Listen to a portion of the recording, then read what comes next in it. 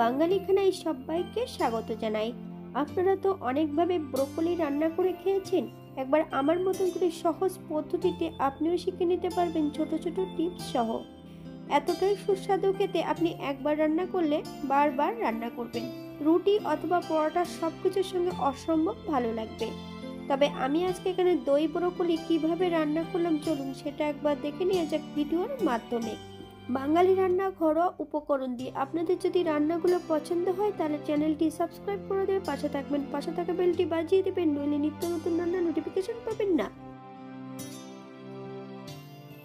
এখানে একটা আমি গোটা ব্রোকলি নিয়ে নিয়েছি। ব্রোকলিটাকে কেটে পরিষ্কার করে নিতে হবে। তবে ব্রোকলিটা আমি কিন্তু ভাপিয়ে নেব। ভাপিয়ে নেওয়া মানেটা আমি আগে বলে দিয়েছি বা দেখিয়েও দিয়েছি। এখানে বেশ কিছুটা পেঁয়াজ, রসুন, আদা আগের থেকে কেটে রেখেছি।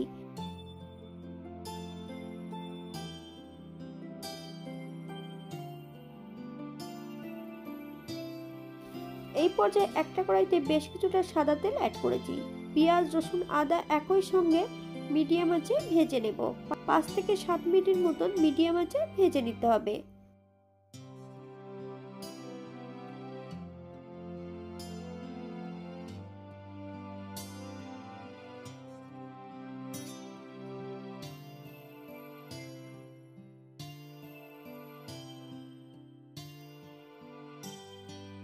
এই পর্যায়ে পেঁয়াজ রসুনগুলো বেশ ভালো করে ভেজে নিয়েছি। 7 মিনিট পর বেশ কয়েকটা শুকনো লঙ্কা, 1 চামচ সাদা জিরে, 1 চামচ ধনে, আমি এখানে ধনের পরিমাণটা একটু বেশি রেখেছি, দারচিনি, এলাচ, লং, মিডিয়াম আঁচে বেশ ভালো করে আবারও ভেজে নেব। আপনারা যদি টমেটোটা পছন্দ করেন তাহলে এই পর্যায়ে অ্যাড করতে পারেন। আমি কিন্তু টমেটোটা সবার পর লাস্টে অ্যাড করব।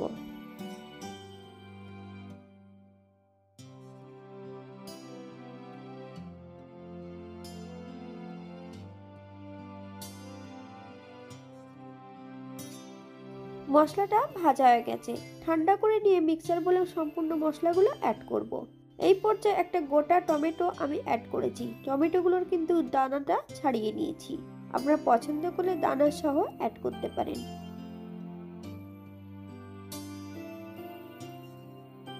হাফ চামচ হলুদ গুঁড়ো, 1 চামচ চিনি, 1 চামচ লবণ, আপনার স্বাদ অনুসারে লবণটা অ্যাড করবেন, 1 চামচ কাশ্মীরি লঙ্কার গুঁড়ো, সামান্য একটু জল দিয়ে একটা মিহি পেস্ট বানিয়ে নিতে হবে।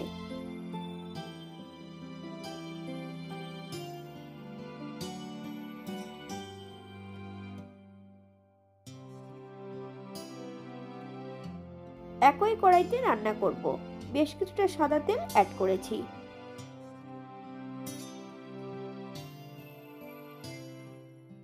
হাফ চামচ হলুদ গুঁড়ো, 2 টুকরো দারচিনি, সুগন্ধ বেরোলে ভাপিয়ে রাখা সম্পূর্ণ ব্রোকলিগুলো অ্যাড করব।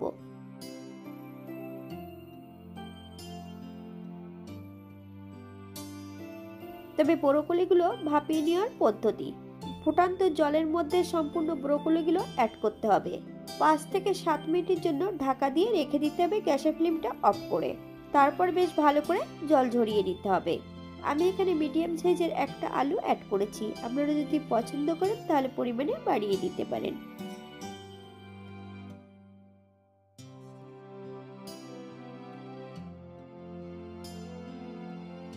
অপর দিক থেকে একটা পাত্রে বেশ কিছুটা টক দই অ্যাড করব। তবে টক দইটা কিন্তু আগে থেকে জল ঝরিয়ে নিয়েছি। 1 চামচ কাঁচা সর্ষের তেল, বেশ ভালো করে মিশিয়ে নিতে হবে।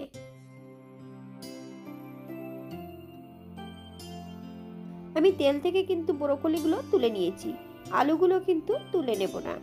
এই পর্যায়ে আমি যে মশলাটা তৈরি করেছিলাম তার অর্ধেকটা মশলা অ্যাড করব। 2 থেকে 3 মিনিটের মতন বেশ ভালো করে প্রথমে ভেজে নেব। আমি রান্নাটি করছি মিডিয়াম আঁচে।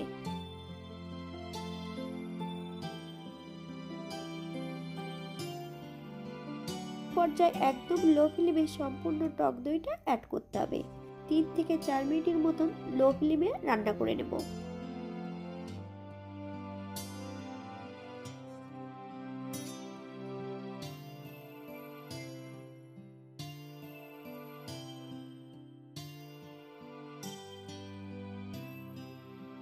4 মিনিট পর এই পর্যায়ে 4-5টা কাঁচা লঙ্কা অ্যাড করব। আপনারা যদি পছন্দ করেন তাহলে পরিমাণে বাড়িয়ে দিতে পারেন।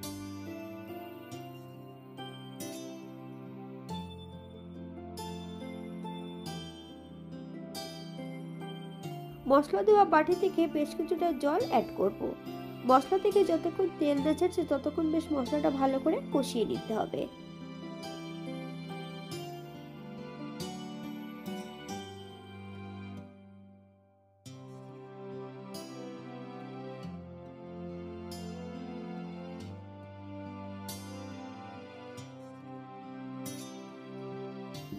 মশলা কষানোর এই পর্যায়ে সম্পূর্ণ ব্রোকলিগুলো অ্যাড করে দেব।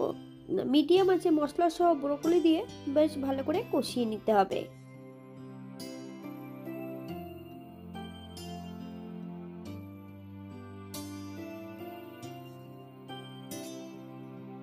আপনারা একবার স্ক্রিনের দিকে ফলো করবেন।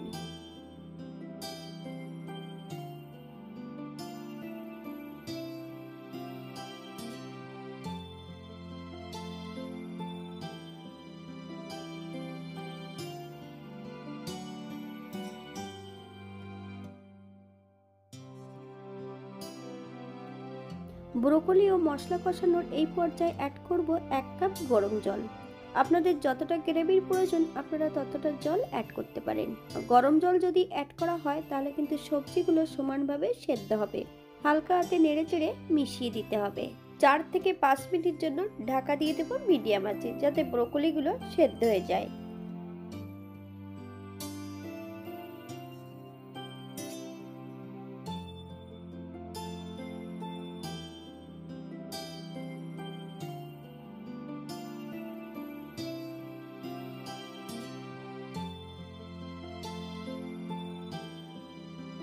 পাঁচ মিনিট পর এই পর্যায়ে অ্যাড করব 1 চামচ ঘি। আপনারা যদি পছন্দ করেন তাহলে পরিমাণে বাড়িয়ে দিতে পারেন।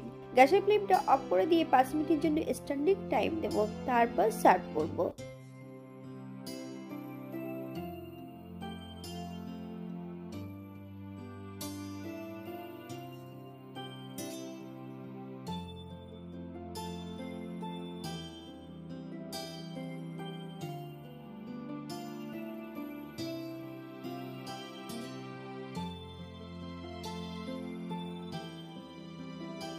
এটা দেখতে যেমন ভারী সুন্দর হয়েছে, এটা গরম ভাতে, রুটি, পরোটা সবকিছুর সঙ্গে কিন্তু অসম্ভব ভালো লাগবে। আপনারা বাড়িতে একবার একই পদ্ধতিতে বানিয়ে নেবেন। যারা চাল মগজ অথবা পোস্ত পছন্দ করেন অবশ্যই অ্যাড করতে পারেন।